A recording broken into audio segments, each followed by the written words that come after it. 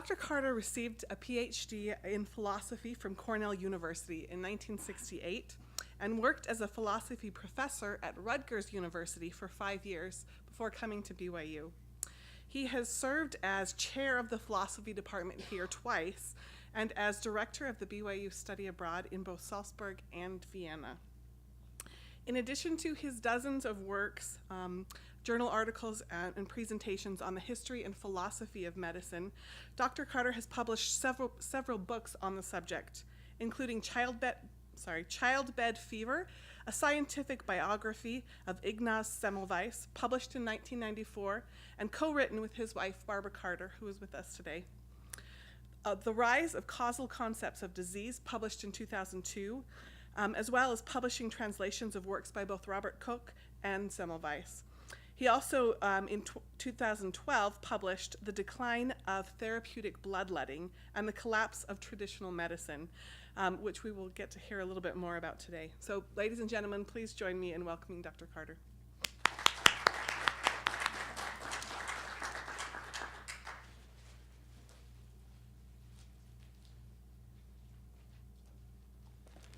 So thanks a lot for coming. When I was a student, I'm pretty sure I wouldn't have shown up on my own free time to hear a lecture with a title like that when I could have been out enjoying the sunshine. But I appreciate you coming. So I want to start off by reading a story. This is an account. If I can find it. Maybe I can't. Anyway, this is an account of a guy who was an infantry sergeant in a French army and who, anyway, here I am. Anyway, this guy was an infantry sergeant in the French army, and he got wounded in battle, and I want to read you what happened to him. Can you all hear me okay? Everybody's good on that? Okay. So at 9 p.m. on July 13th, 1824, so 1824, right?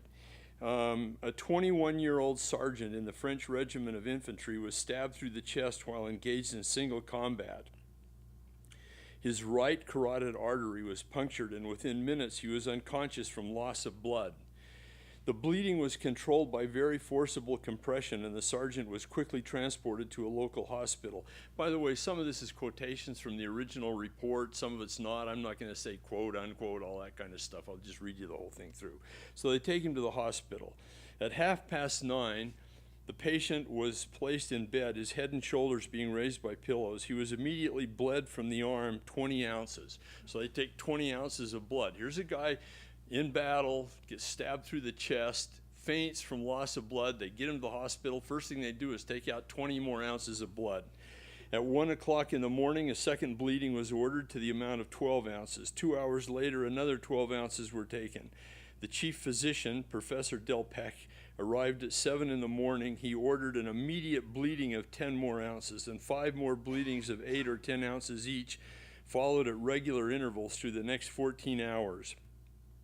Altogether, in the first 24 hours after admission, in addition to the blood lost on the field of battle, his medical attendants systematically removed 90 ounces of the sergeant's blood. The specific gravity of blood is 1.060, so 16 ounces of blood are almost 1 pint.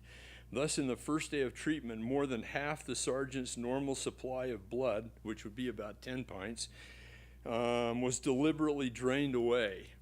2 days later, on the 16th of July, 18 more ounces were taken, and on each of the next 2 days, he was bled a further 8 ounces. And on the 24th of July, another 12 ounces.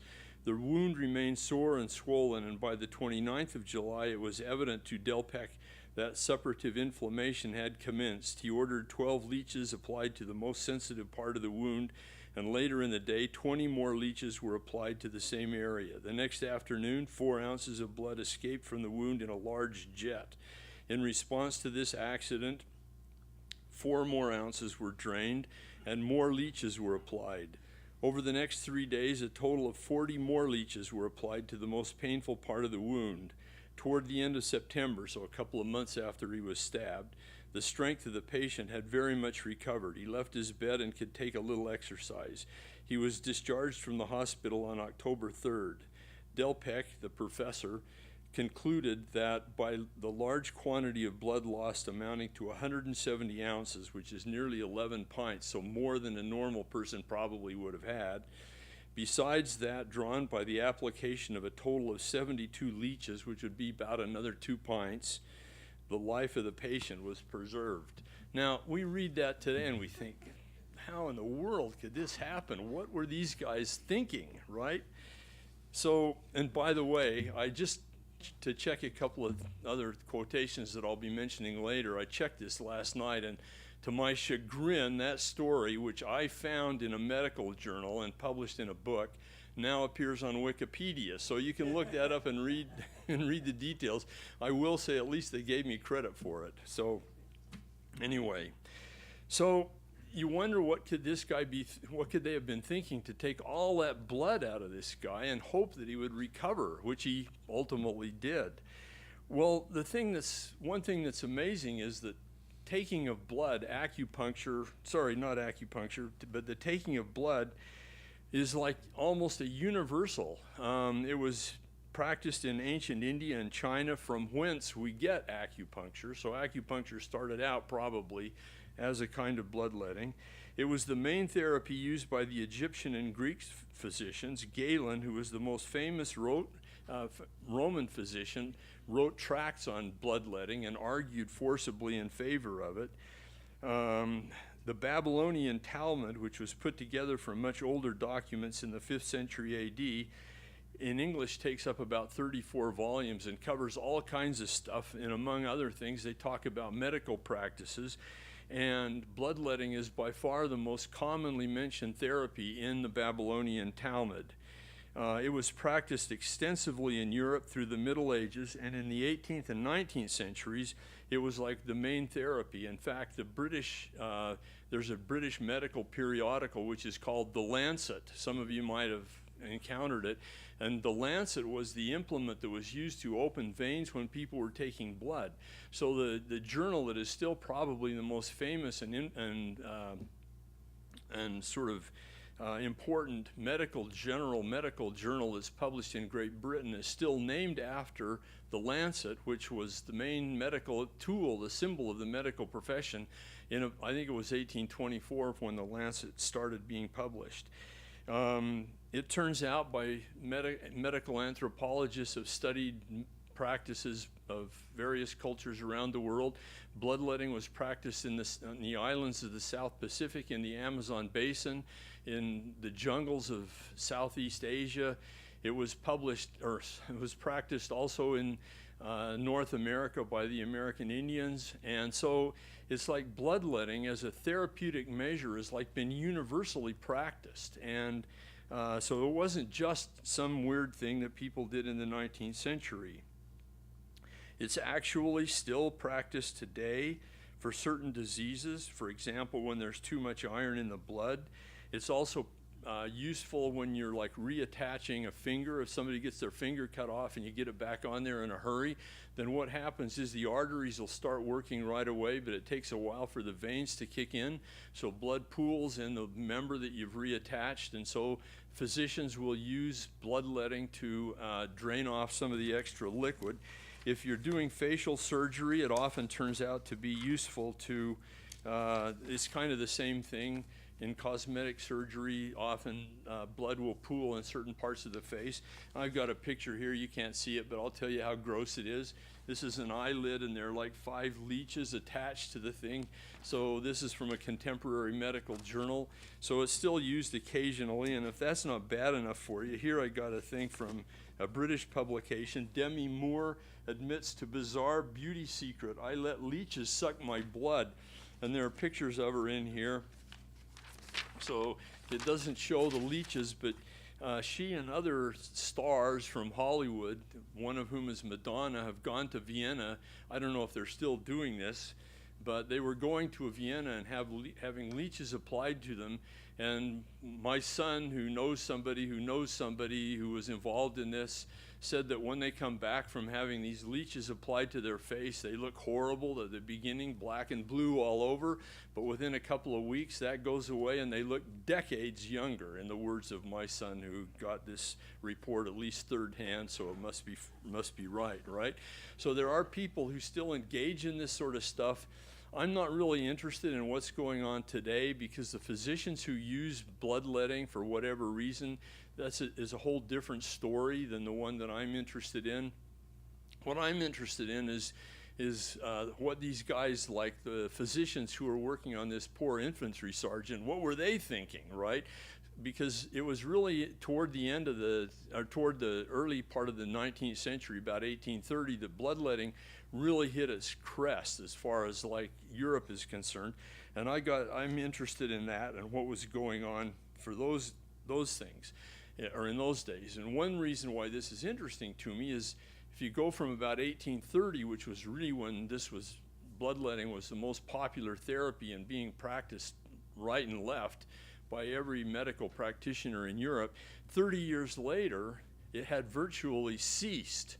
And so what happens is, if you graduated from medical school in, say, 1830, your professors would have taught you, go take blood. It's the greatest thing, since the discovery of sliced bread. Maybe they didn't even have sliced bread by 1830, but anyway, it's a great thing, so go take blood. Well, by the end of your career, so 30 years later, nobody's taking blood anymore. So I'm interested in, what happened and why there was this change. There were actually two methods for bloodletting, and they were both referred to in that little thing that I read about the infantry sergeant. There was what was called general bloodletting, where you are taking blood out of a vein, or in some cases an artery, and the way that usually worked is you would have the patient stand up and you'd take blood out until he fainted. Or sometimes if they couldn't stand up, you'd have them sit up in bed or even lie down if they were too weak. So that would be the way that it would go. You'd open up a vein, or as I said, sometimes an artery, and let the blood come out. Then what you'd do is collect it and examine it, and you could learn various things they thought from it. The other kind of bloodletting is called, instead of general, it's called local bloodletting. And what happens there is, suppose you get an injury like on your hand, like I cut my finger a couple of days pruning my pear tree, and it's kind of swollen up a little bit. It's become painful, it's red, and it's heated. That's called inflammation when you get those four things together. And if I had gone to a doctor in 1830, what he would have done is slapped a few leeches on there, and that would have been the way that he would have treated it. And you saw that in the account that I read of this infantry sergeant. So general bloodletting was used in pretty much every disease that you can think of. And I'll just read you a few. I got a long list here in this book, but I'm just reading you a few at random. So for acne, stroke, asthma, beriberi, cancer, cholera, coma, convulsions, croup, diabetes, difficult teething. How would they have done bloodletting in the case of difficult teething? Well, they surely would have stuck leeches on the gums of the poor kid that's having trouble getting his teeth in, right? Anyway, cancer, coma, convulsions, I read some of those. Dropsy, dysentery, epilepsy, gangrene, gout, hemorrhoids, hepatitis, herpes, hiccup, too many hiccups, bloodlet this guy, right? So, and I won't go on, but virtually every disease that was recognized, bloodletting would be a recognized therapy that you could use on it. But here's something, and I got to read you now this other. I'm not sure I should. I've debated. I read this through to my wife, and I said, can I really read that in a BYU audience? And she said, yeah, go for it. So this is kind of gross. I should tell you, the last time I gave this lecture, it was in a classroom, and at about this point, one of the students in the back row kind of got up, and he was kind of wobbly, and he comes to the front of the room and falls down flat. He passed right out in in the on the floor right in front of me where I'm giving the lecture. So we kind of look at the guy, and in a couple of minutes he regained consciousness and he was okay, but it was just a little too gross for him. He couldn't handle it, and so for the rest of the hour he just lay there with his hand propping up his head on the floor, and I went ahead with my lecture. So if any of you feel like you're going to faint, that's okay, but I'm going to read this.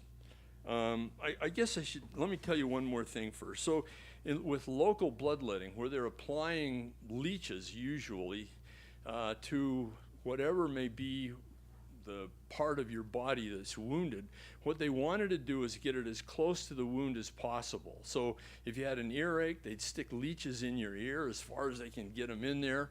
If you had bloodshot eyes, they would apply leeches literally to the ball of your eye, the white part. They'd put the leech right on your eyeball and have it suck out blood.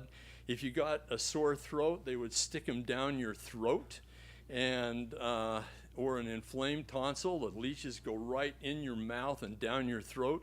And the trouble with that is if they stick 3 or 4 of them in there and you aspirate those things, you die, right? And so people are reported as having suffocated because they aspirated the leeches that were put in their mouth when they were trying to treat like tonsillitis. So what they discovered in the 19th century, they would stick a silk thread through the tail of the leech, which they said animates the leech to a great extent, right? Like the leech didn't like that, so he's more vigorous. They stick the leech in, and then they suck even more vigorously. And then what happens is when the time comes, you can pull them out, and the guy doesn't suffocate, right? So any place that they can figure out where you've got something wrong, they're going to stick leeches there if they can possibly do it. So now I'm going to read you this passage. So here's a guy named John Osborne. This is in 1833, so almost the same time as the sergeant is being salvaged by, draining like massive amounts of blood out of the poor guy. He writes this: in treating intestinal inflammation, the application of leeches to the anus had little effect, and to apply them internally is often difficult on account of the violent contractions of the sphincter. Osborne overcame this difficulty by the use of a grooved metal rod with an elegant leather handle, which he designed and had constructed especially for the purpose. In using the rod, Osborne explained, one first passed a thread through the tail of the leech. The leech was then placed in the groove of the instrument, and the operator, holding the ends of the threads, introduces the instrument into the rectum and pushes it up so as to cause it to draw up the leech along with it into the rectum. When they have thus been conveyed up beyond the sphincter, the instrument is withdrawn, and the leeches are suffered to remain till gorged with blood and loosened from their hold when they are drawn out by means of the threads which pass through their tail. Osborne observed, I have never used more than 4 leeches at once in this way, fearing lest too great a hemorrhage might be produced. He noted that such devices also allowed leeches to be applied directly to enlarged prostate glands. Leeches were also regularly introduced into the vagina to stimulate menstrual flow and to treat various feminine disorders, but I'll spare you the details on that. So anyway, I just want you to see, these guys were totally all in on this leeching and draining of blood. Maybe some of you have heard this already, but George Washington was actually bled to death by his physicians. He had 2 of them, and they didn't consult with each other. One had come in the morning, didn't look too good, so he'd drain out some blood. Later that day, the other guy had come by, the other physician. No, he doesn't look very good to me. We better take some more blood. So they, working in 2 shifts, drained out so much blood that he died from a loss of blood. And the ironic thing is that George III, the King of England, was done in by his physicians exactly the same way within a few years of the time that George Washington was. So, these guys were really all into this as far as taking out blood is concerned. One physician in the 1830s reflected that over the course of his career, he felt he had drawn out at least 50 barrels of blood. Now, barrels are big, right? And 50 of those full of blood he's taken from his patients. So that gives you some idea. And so the question is, what were these guys thinking, right? What could they possibly have been after to do this? my wife, we were at a physician, visiting a physician a year or two ago, and she happened to, he's a dermatologist, and she happened to mention that I'd written a book on bloodletting. And so this guy launches into his theory of bloodletting, and he says, oh, they thought you had evil spirits in you or something like that, and they're trying to get it out. No, nothing to do with it. I didn't bother to correct him. What good does it do? But they had a rationale, and we'll see it in a second. But here's something else that's interesting. Between about 1830, which was maybe, as I've said, the height of the bloodletting, at least in Europe, and 1860, so 30 years later, this 2,000-year-old therapy was almost totally given up. So a physician who graduates in 1830, by the end of his career, he's not taking any blood anymore, even though that's what he was taught to do. And so the question is, how could this possibly have happened? How could they have given up this one therapy which was so central to everything that they were doing? Well, some people have assumed that the practice must have been refuted. And I've got a quotation here from a historian of science who said, bloodletting, the single greatest error in the history of medicine, was abandoned only after the claim that it is beneficial was tested and refuted. So we'd think that, right? If there's some scientific practice everybody's doing and have been doing for 2,000 years or more, you're not going to just stop, right? Unless it's been tested and refuted. So people have looked through the medical literature from 1830 down through 1860, this period when bloodletting was given up. They've tried to find evidence that it had been refuted, that it had been tested and refuted, but it wasn't ever tested, it wasn't ever refuted. The one guy that's always mentioned, and if you look on Wikipedia you'll find this, was a French physician named Pierre Charles Alexander Louis.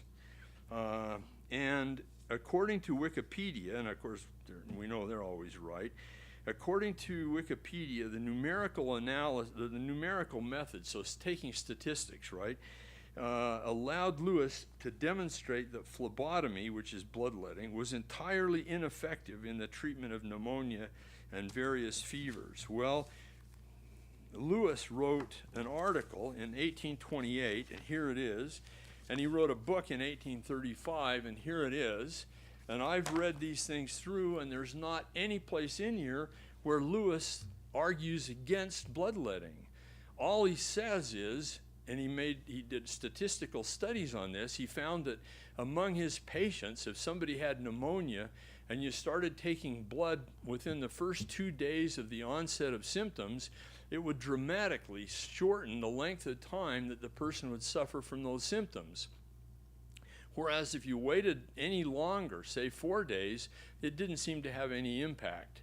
So all he showed was that if you're going to take blood, you have to do it at the beginning of the disorder, or it's not likely to have any effect. But he did not at all argue against bloodletting as a general practice, or even as a practice for things like pneumonia, which is what he studied.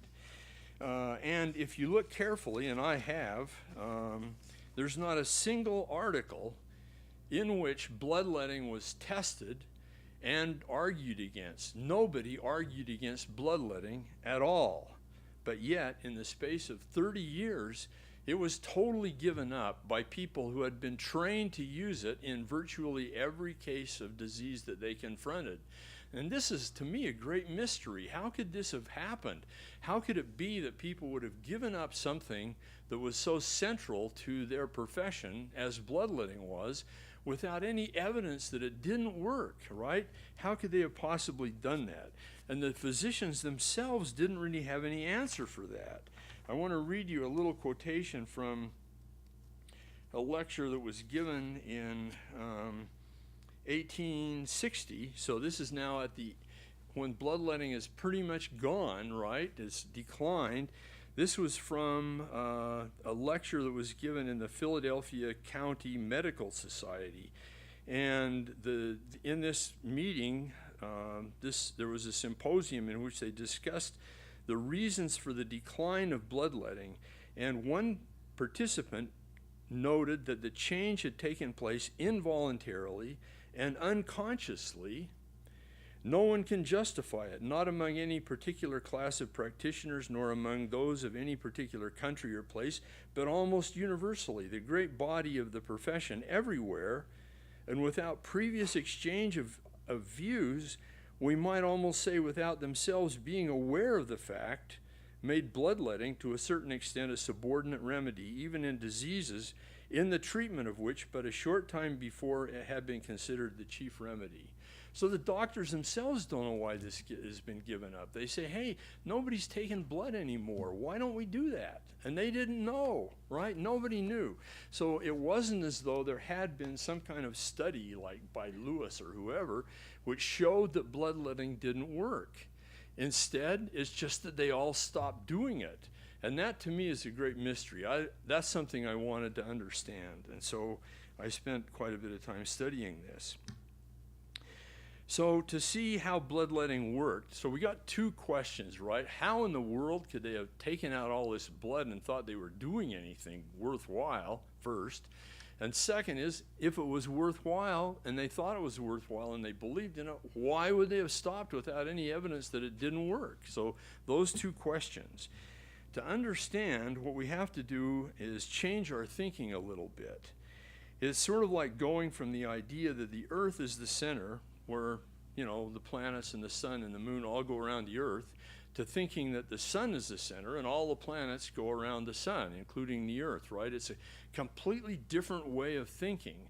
And that's what happened between about 1830 and about it took longer than 1860, but it was happening during those crucial 30-year period, during that crucial 30-year period. And in order to understand the rationale for what people were doing before and the reason why after that they had given it up, we have to understand this difference. And there's a lot more to this than I can possibly tell you in the few minutes that we have today. So I mean, this is by no means a complete account. If you want a complete account, you've got to buy my book. But for now, at least I'll explain a couple of things that will help you understand. First, why they did it and why it was a good therapy and it worked just like they thought it did, and then why they gave it up. So those are the two questions. So in order to understand that, we have to, as I said, we have to realize that we got to have a change in the way that we think about diseases. And what I'm going to do is take a single example. And the example I'm going to choose is what we now call rabies, which in the 18th and 19th centuries was called hydrophobia, which meant literally a fear of water, right? And the disease was defined in medical journals as an infirmity such that you are so terrified of drinking that you just cannot force yourself to drink, right? So it was literally a fear of drinking. And that was the primary symptom. And physicians then went on to say, okay, what can be the cause of this? And they report numerous different causes, one of which is bites by mad dogs. They recognize that you get bitten by a dog that's mad, it can cause you to get hydrophobia, or what we now call rabies. But they also recognize as perfectly correct causes blows to the throat and psychological disorders and various other kinds of things. Now you can imagine if somebody gets hit in the throat, it might be so painful that they just can't think of drinking anything because it's too painful, right? That would be literally hydrophobia, what we now call rabies. So that you can see that would be completely different from what we think of as rabies. How could they have had that idea? Well, here's how. Diseases all the way down from Greek and Roman times, all the way down into the beginning of the 19th century, diseases were always characterized in terms of their most prominent symptom. In fact, the word disease gives a clue to that, right? A dis-ease. It's some way in which your body's not working right. There's something wrong with your body. And whatever happens to be wrong with your body is the disease that you have. What might be wrong is that you're so terrified of liquids that you can't swallow them. So that's the characteristic of that disease. So diseases are characterized entirely by their most prominent symptoms. It's what we see there in the behavior of the person, that is the we decide whether that satisfies the definition.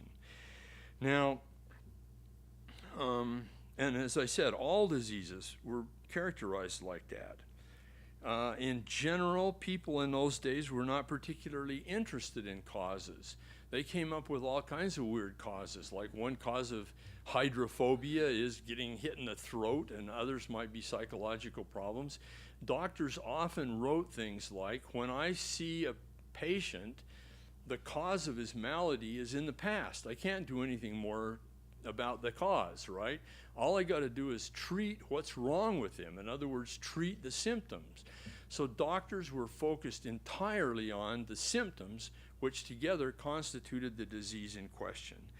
Now, the two main symptoms that people suffered from, that these guys were concerned about, were fever, which accompanied almost every disease, and local inflammation, right?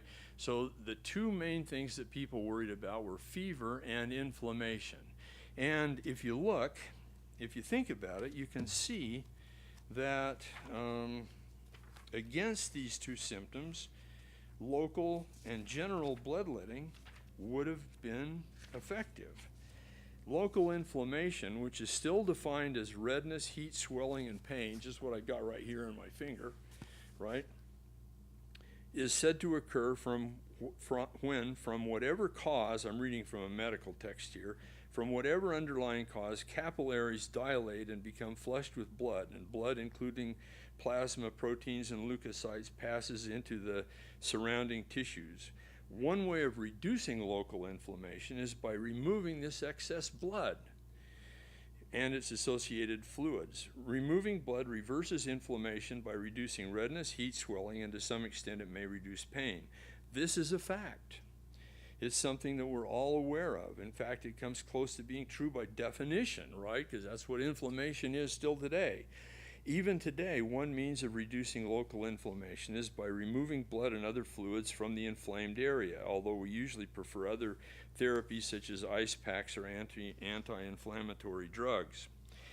So local bloodletting actually did work. If what you're interested in is getting rid of the redness, the swelling, the heat, and the pain, you put leeches on there, those are all going to go away. And so if that's what you're really interested in, not worrying about whether the thing is infected or not, they didn't care about that. All they cared about was getting rid of those symptoms, and applying leeches would do that. A similar argument can be made concerning fever, which is the usual target of general bloodletting. We today recognize that a patient who loses a significant amount of blood experiences what is called peripheral shutdown. Blood is retained within the central organs, the extremities become cool, and may even begin to turn blue. This produces a definite and perceptible cooling effect.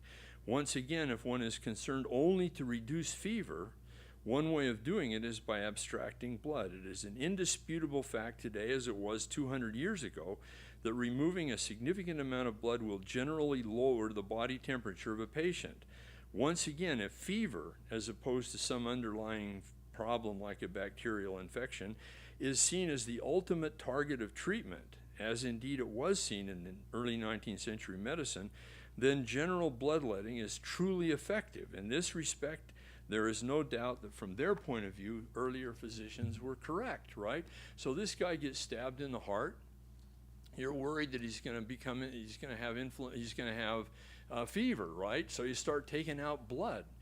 And that way you can cool the guy down so that he will not become feverish. Now, from our point of view, we don't really care about that, but if you think like they did, that the fever, which is a symptom, is what you really are trying to get rid of, then you can see that it worked. It really did work.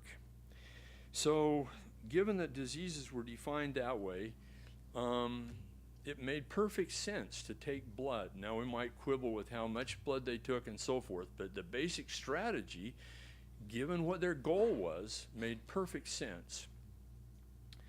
Then, in 1835, for the first time in the whole history of medicine, things began to change. And the first places they changed were with muscardine and scabies. Now, muscardine is a disease that probably nobody here has ever heard of. It was a silkworm disease, but an Italian farmer and he was trying to raise silkworms. He got interested in this disease, and he figured out that every time muscardine struck, it was because of the same cause. It's caused by a fungus that spread from one diseased silkworm to another. Scabies is the other disease. These both were reported on in 1835. And scabies, if I'm lucky, 2 or 3 of you will have had scabies. Anybody ever had scabies and will admit it? Oh, you've had it? Okay, cool. Just one person? Our son got it. What happens is it's a little parasite, a little insect that gets inside your skin. It burrows into the skin about 1/8 of an inch, lays eggs, and it causes terrible itching. So the disease was commonly called itch. It's still a disease that we have, and I even got a picture here. This is the scabies mite. It's really small. It's just barely visible if seen under optimal conditions without a magnifying glass. You can see it with the naked eye, but it's not easy to see. And so it's what causes scabies.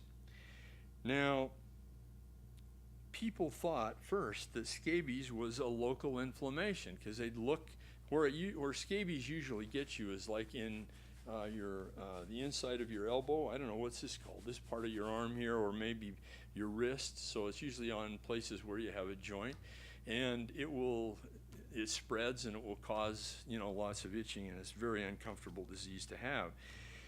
But in 1835, people argued that for the first time that there was this one cause for every case of it, just like one cause for every case of muscardine, the silkworm disease. Now think about this. If you think that inflammation, and I'll hold up a pink thing because that represents the color of inflammation, right? If you think that scabies is the prominent symptom is inflammation, then what you're going to do is you're going to treat it with bloodletting, leeches, local bleeding, and it's going to have a temporary success. The redness will come back after a while, but at least it will temporarily get rid of that redness. But if you think that this is the cause, you can see that bloodletting is absolutely irrelevant. You don't need to have arguments. You don't need to have statistical studies. Once you've connected that disorder to a particular unique cause, then bloodletting becomes irrelevant, and it doesn't even require any evidence to show that it doesn't work. So this is what happened starting in 1835.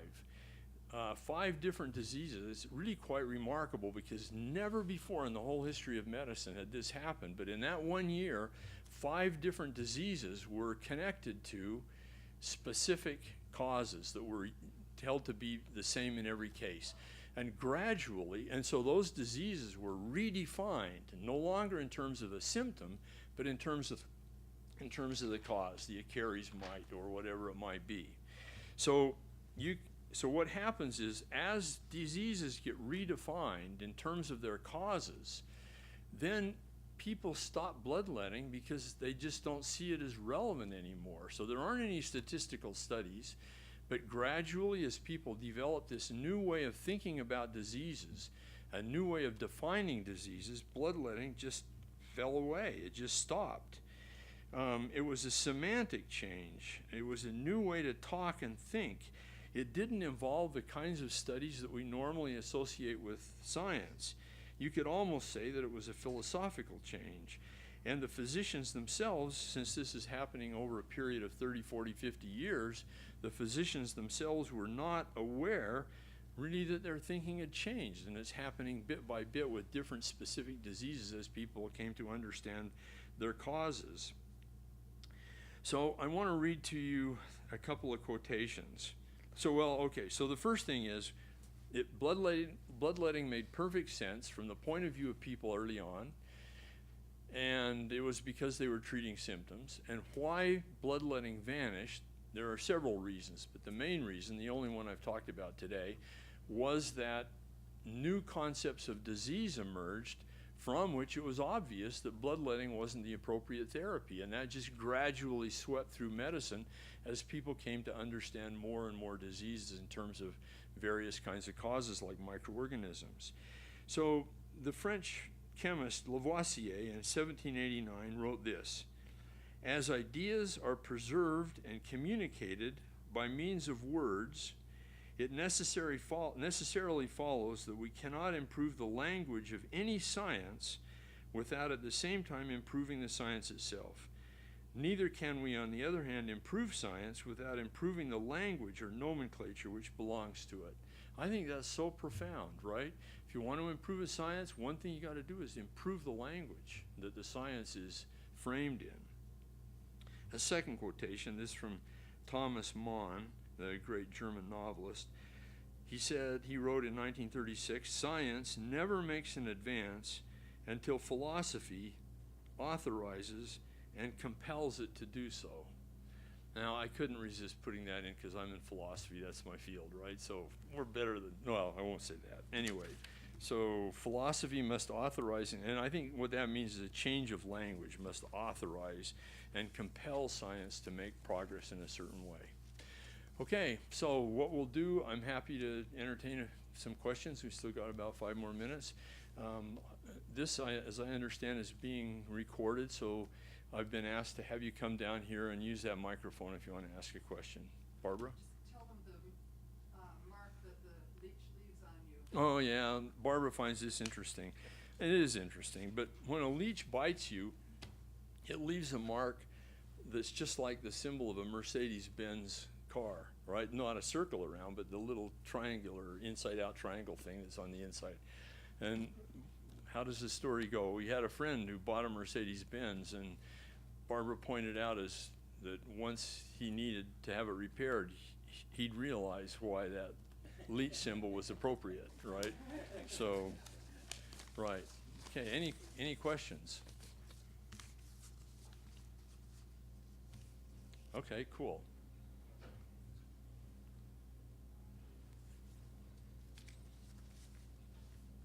Is this on? Hopefully I didn't miss this. I'm wondering what they did with all the blood after. What did they do with the blood? Oh, they used it in their gardens. And I'm telling you, it's the best fertilizer there is.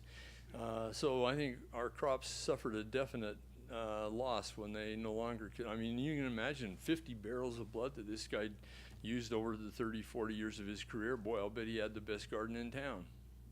So they would use it for fertilizer on plants and things like that. They didn't drink it. Yep.